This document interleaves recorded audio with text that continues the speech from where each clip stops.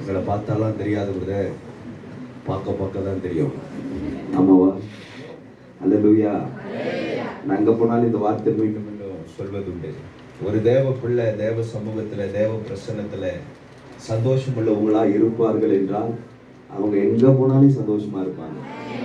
நான் சொன்னது உங்களுக்கு புரியலன்னு நினைக்கிறேன்.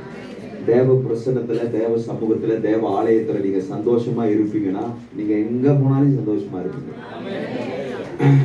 ஆனால் தேவ சமூகத்துக்கு வந்து கடப்பாரிய முழங்குற மாதிரி வெறப்பா உட்காந்துருந்தீங்கன்னா எங்கே போனாலும் வெறப்பா தான் இருப்பீங்க. வராங்க. அல்லேலூயா. தேவ ஆலயத்துக்கு வந்தால் சந்தோஷமா இருக்கு, தேவ பிரசன்னத்துல சந்தோஷமா இருக்கு, தேவ பாதத்துல சந்தோஷமா இருக்கு. எதனால இந்த வார்த்தை நான் சொல்கிறேன் தெரியுமா? நீங்களும் நானும் பார்க்க வந்திருக்கிற நபர் சாதாரணமானவர் கிடையாது.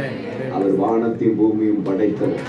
அவர் சொல் ஆகும், அவர் கட்டளை நிற்கும். அவரால் செய்ய முடியாத அதிசயங்கள் ஒண்ணுமே கிடையாது.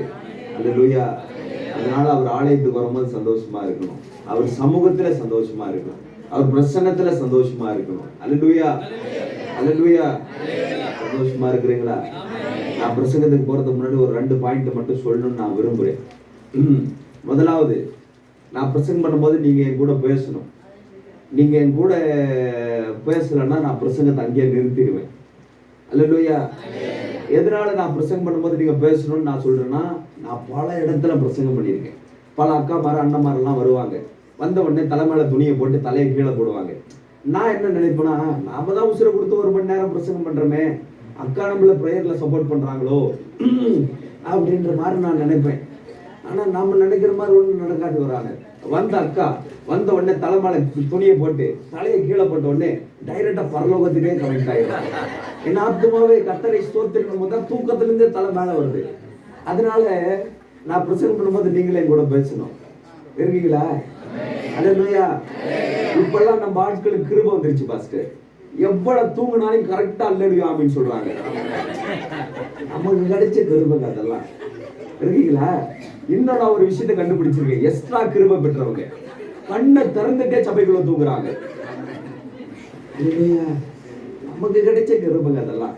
அல்லேலூயா.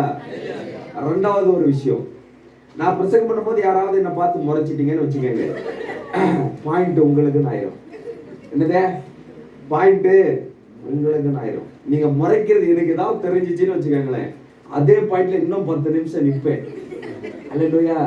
கர்த்தர் உங்களோடு கூட பேசுவார் என்றால், ஆண்டவர் எனக்காக பேசுறீங்க, என் நன்மைக்காக பேசுறீங்க, என் ஆசீர்வாதத்துக்காக பேசுறீங்கன்னு சொல்லி பிரசங்க நேரத்தில் உங்களை அர்ப்பணிப்பீர்கள் என்றால், பிரசங்க முடிஞ்செல்லாம் உங்களுக்கு தேவையான விடுதலை கிடையாது. பிரசங்க நேரத்திலே உங்களுக்கு தேவையான அனைத்து விடுதலைகளும் நடக்கும். அதனாலதான் வசனம் சொல்கிறது, சத்தியத்தை அறிவீர்கள், சத்தியம் உங்களை. இங்க இருந்து ஊழியக்காரங்க பிரசங்கம் பண்ணும்போது ஒன்னுத்தையும் பெற்றுக்கலன்னா, பிரசங்கம் முடிஞ்சு நாங்க வந்து கையை வச்சு காலை வச்சு எதை வச்சு ஜெபிச்சாலும் ஒண்ணு நடக்காது. சத்தியத்தை அறிகிறதுனால் மட்டும்தான் உங்கள் வாழ்க்கையில நிலையான விடுதலைகள் வரும். அதனால இங்கிருந்து எந்த ஊழியக்காரங்க பிரசங்கம் பண்ணாலும், எந்த தேவ மனுஷன் பிரசங்கம் பண்ணாலும் அதை அங்கீகரிக்கிறவங்களாய் நாம் மாறுவோம் என்றால் கர்த்தர் நம்மளை ஆசீர்வதிப்பார். எங்க சர்ச்சிலெல்லாம் எங்க பாஸ்டர் என்ன பிரசங்கம் பண்ணாலும் எழுந்து நின்று கையை தட்டுவோம். ஒண்ணுமே புரியாது, ஒண்ணுமே புரியாது. சும்மா எழுந்து நின்று கையை தட்டிட்டே இருப்போம். அதுவும் வேணும்னு யாரும் ஒரு மாதிரி சோம்பேறியா தூக்கமா இருக்காங்கல்ல, வேணும்னு அவங்க பக்கத்துல தான் போய் உட்காருவேன். எப்படா எங்க பாஸ்டர் அல்லேலூயா சொல்லுவாரு நானும் வெயிட் பண்ணிட்டே இருப்பேன். எங்க பாஸ்டர் ஸ்டேஜ்ல இருந்து அல்லேலூயா சொன்ன உடனே நான் 2வது அல்லேலூயா திரும்பி அவர் காதிலே அடிப்பேன். அல்லேலூயா. அவர் தெரிச்சு தூக்கத்துல இருந்து எழுந்து அவர் 3வது அல்லேலூயா சொல்லுவாரு.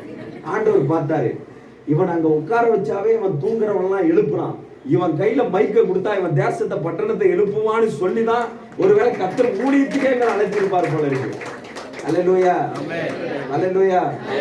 சந்தோஷமா இருக்கிறீங்களா? உண்மையா சந்தோஷமா இருக்கிறீங்களா? எத்தனை பேர் தேவ செய்திக்கு காயத்துமா இருக்கிறீங்க? தேவ செய்திக்கு காயத்துமா இருக்கிறீங்களா? அல்லேலூயா.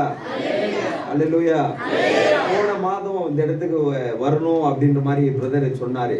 ஆனா போன மாசம் முழுசும் கம்ப்ளீட்டா வெளியவே இருந்தனால இந்த வாரம் நானே இந்த மாசத்துல நானே சொன்னேன், பிரதர் நானே ஒரு வாரம் உங்களுக்கு பிஃபோரா சொல்லிட்டு நான் வரேன்னு சொன்னேன். ஆனா நான் இந்த சண்டேவை மீன் பண்ணி சொல்லலை. இந்த சண்டே நான் வேற ஒரு இடத்துல மெஜஸ்டிக்ல ஒரு சர்ச்சில் ஊழியம் செய்யணும். நான் நெக்ஸ்ட் வீக்குன்னு மெசேஜ் பண்றதுக்காக திஸ் வீக்குன்னு மெசேஜ் பண்ணிட்டேன். ஒரே ஒரு வார்த்தையால திஸ் வீக்கா மாறிடுச்சு. அப்புறம் அந்த பாஸ்டர் ஃபோன் பண்ணி, பாஸ்டர் இந்த மாதிரி நான் வேற இடத்துக்கு ஆல்ரெடி வரேன்னு இன்ஃபார்ம் பண்ணிட்டேன், நான் அடுத்த வாரம் கண்டிப்பா நான் வரேன் பாஸ்டர்னு சொல்லி அந்த டேட் அங்க மாத்தி விட்டுட்டு நான் அங்க வந்தேன். அல்லேலூயா.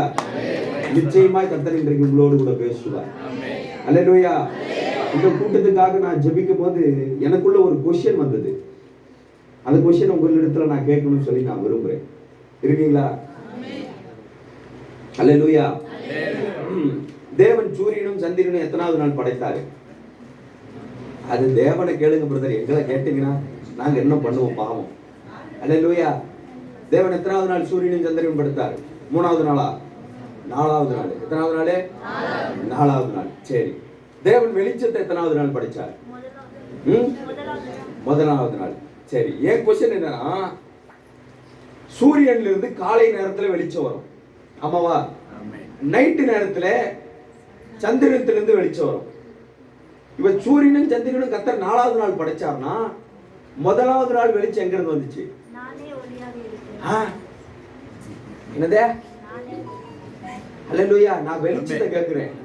வெளிச்சம் எங்க இருந்து வந்துச்சு? 1வது நாள். இப்ப சூரியன்ல இருந்து ஒண்ணு வெளிச்சம் வரணும், இல்ல சந்திரத்துல இருந்து வெளிச்சம் வரணும். சூரியத்துல இருந்து வெளிச்சம் வரல, சந்திரத்துல இருந்து வெளிச்சம் வரல. ஏன்னா 4வது நாள் அதை படைச்சாரு. 1வது நாள் கர்த்தர் வெளிச்சத்தை படைச்சாரு. வெளிச்சம் எங்க இருந்து வந்துச்சு?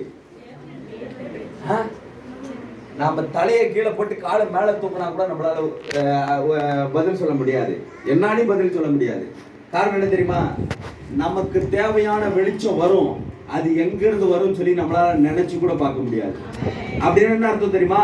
உங்களுக்கு தேவையான உதவிகள் வரும், அது எங்க இருந்து வரும்னு சொல்லி உங்களால நினைச்சு கூட பார்க்க முடியாது. உங்களுக்கு தேவையான நன்மைகள் வரும், அது எங்க இருந்து வரும்னு சொல்லி உங்களால நினைச்சு கூட பார்க்க முடியாது. உங்களுக்கு தேவையான ஆசீர்வாதங்கள் வரும், அது எங்க இருந்து வரும்னு சொல்லி உங்களால நினைச்சு கூட பார்க்க முடியாது. அதுதான் தேவன், அதுதான் தேவனுடைய கிரியை. எங்க பாஸ் மட்டும் இந்த வார்த்தையை சொல்லியிருந்தான்னு வச்சுக்கங்களேன், நான் எழுந்து நின்று கையை தட்டி ஆம் நான் சொல்லிட்டு இருக்கேன். உங்களுக்கு தேவையான வெளிச்சம் வரும்னு சொல்லிட்டு இருக்கேன், உங்களுக்கு தேவையான உதவி வரும்னு சொல்லிட்டு இருக்கேன், உங்களுக்கு தேவையான நன்மை வரும்னு சொல்லிட்டு இருக்கேன். இங்க உட்கார்ந்து இருக்கிறத பார்த்தா எங்களுக்கு எல்லாம் என்ன சொல்றது நன்மைன்ற மாதிரி இருக்கு. அல்லேலூயா. அல்லேலூயா. கர்த்தர் நமக்கு நாம் நினைத்து பார்க்க முடியாத விதத்தில் நம் வாழ்க்கையில கிரியை செய்கிறவர் தான் தேவன். அதனால எதை குறிச்சும் கவலைப்படாதீங்க, எதை குறிச்சும் சோர்ந்து போகாதீங்க. உங்களுக்கு தேவையான அனைத்து வெளிச்சமும் வரும், அது எங்கிருந்து வரும் உங்களால நினைச்சு கூட பார்க்க முடியாது. அல்லேலூயா. அல்லேலூயா. எல்லாரும் தலைகளை தாழ்த்தி ஒரு நிமிஷம் தேவ செய்திக்காக நாம செலுத்துவோம். ஆண்டவரே என்னோடு பேசுங்கன்னு சொல்லு.